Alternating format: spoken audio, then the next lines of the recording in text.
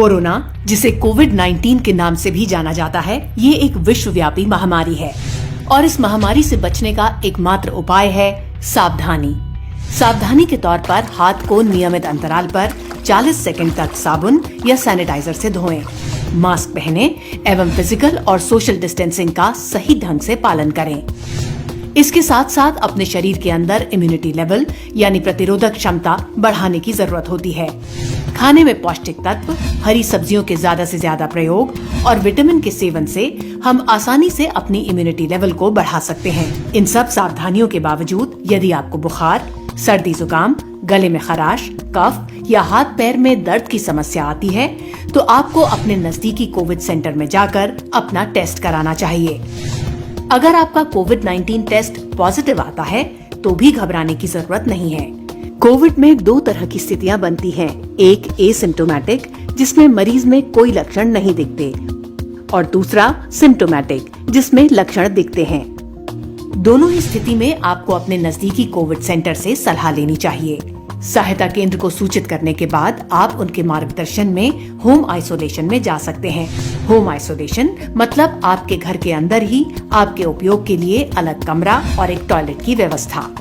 Home isolation के दौरान मरीज के कोई भी परिजन मरीज से किसी भी तरह का संपर्क नहीं रखेंगे। मरीज का केयरटेकर भी मरीज के बंद कमरे के बाहर रखे हुए टेबल या कुर्सी पर आवश्यकता अनुसार उसके उपयोग के सामान को रखकर फोन या आवाज देकर इसकी सूचना देंगे।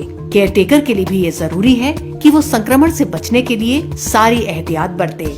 होम आइसोलेशन में रहते हुए किसी भी वक्त अगर आपको किसी भी तरह की परेशानी का एहसास होता है तो नीचे दिए गए कंट्रोल रूम नंबर से अपने नजदीकी कंट्रोल रूम को तुरंत सूचित करें। राज्य स्वास्थ्य विभाग की कुशल निगरानी में ये कंट्रोल रूम 24 घंटे आपकी सहायता के लिए तत्पर है। होम आइसोलेशन में छोटी छोटी चीजें जिनका आपको रखना है हमेशा ख्याल। कोरोना संक्रमित व्यक्ति के लिए अलग हवादार कमरा और टॉयलेट होना जरूरी। मरीज की देखभाल के लिए किसी एक व्यक्ति का 24 घंटे उपलब्ध रहना जरूरी। घर में अगर बुजुर्ग, गर्भवती महिला या छोटे बच्चे हैं या फिर कैंसर, अस्थमा, सांस की बीमारी, डायबिटीज, हृदय रोग या किडनी संबंधित किसी भी गंभीर बीमारी से पीड़ित कोई व्यक्ति है तो ध्यान रखें कि वो किसी भी हाल में कोरोना संक्रमित के संपर्क में ना आए। मरीज के परिजनों को नेगेटिव होने की अवस्था में ही रिश्तेदारों के घर शिफ्ट किया जा सकता है। होम आइसोलेशन में रह रहे मरीजों के लिए निर्देश। सबसे जरूरी बात है डॉक्टर के निर्देशों का सही ढंग से करें पालन। अगर आप किसी अन्य बीमारी के लिए पहले से दवा लेते हैं तो अपने डॉक्टर से जरूर सलाह लें। घर के अन्य लोगों के साथ घरेलू इस्तेमाल में आने वाली चीजें जैसे बर्तन, तौलिए या अन्य सामान साझा ना करें। शरीर में पानी की कमी ना हो इसके लिए लगातार सूप, पानी, जूस आदि पीते रहें और काढ़े का नियमित रूप से सेवन करें।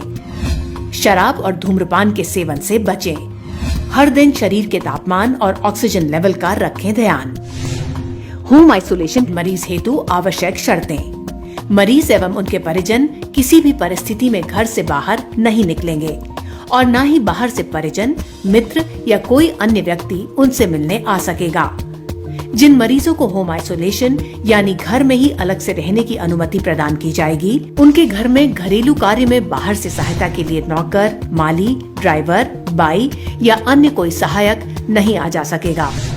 होम आइसोलेशन में जाने से पहले मरीज अपने लिए थर्मामीटर और पल्स ऑक्सीमीटर की व्यवस्था पहले से सुनिश्चित करें। और आखिर में सबसे पते की बात, होम आइसोलेशन को सजा की तरह ना लें। इस वक्त का उपयोग टीवी पर अपना मनपसंद कार्यक्रम देखने, संगीत सुनने, किताबें पढ़ने या जिस भी चीज में आपका दिल लगता है वो करने में करें। भरोसा रखिए, कोविड के खिलाफ इस जंग में आपकी जीत तय है।